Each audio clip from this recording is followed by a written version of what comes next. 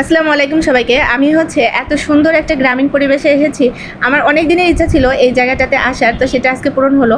আমি এই মেন রাস্তাটা দিয়ে আমি সবসময় যাতায়াত করি আমার ছেলেকে নিয়ে মাদ্রাসায়।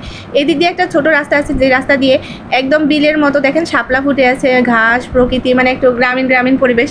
তো আমার ছেলের সাথে পড়াশোনা করে তার মেয়ে, তো আমি তার সাথে আজকে দুষ্টামি করে বলছি যে আজকে আপনাদের ওখানে শাপলা দেখতে যাবো। তো সে বলে যে বিকালবেলা হলেই সে এখানে হাঁটাহাঁটি করে, যে এই রাস্তাটা দেখতে পাচ্ছেন এই রাস্তাটা দিয়ে তারা হাঁটা চলাফেরা করে, এদিক দিয়েই তারা বাচ্চাকে মাদ্রাসায় নিয়ে আসে।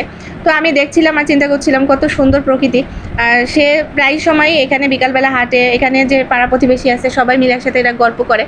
তো ভাবলাম যে আজকে মাদ্রাসায় আজকে ছুটি হয়েছে, তো একদম আমার যে ভ্যানটা নিয়ে চলে যাব ঠিক ওই 2 মিনিট হাঁটলেই তার বাসাটা।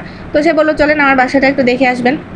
তো আমি যেহেতু এখানে ছিলাম না, কখনো থাকা হয়নি, তো দেখেন বাড়িঘরগুলো কত সুন্দর, নিট অ্যান্ড ক্লিন। গ্রামের বাড়িঘরগুলো তো এমনই হয়।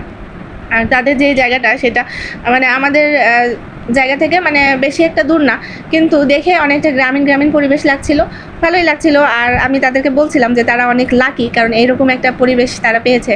আর আমি আজকে বেশিক্ষণ দেরি করি নাই, যেহেতু শুধুমাত্র ওই শাপলাগুলো দেখার জন্যই আর ওই প্রকৃতিটা দেখার জন্যই আমি আজকে ওখানে দাঁড়িয়েছি। তারপরে দ্রুত বাসায় চলে আসতে হবে।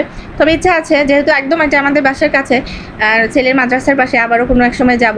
আর এখন শাপলা ফুটে আছে, বেশ ভালোই লাগছিলো। যেখানে বেশি শাপলা ছিল সেই জায়গাটা যেতে পারি নাই, কারণ ওর দিকে অনেক রোদ ছিল।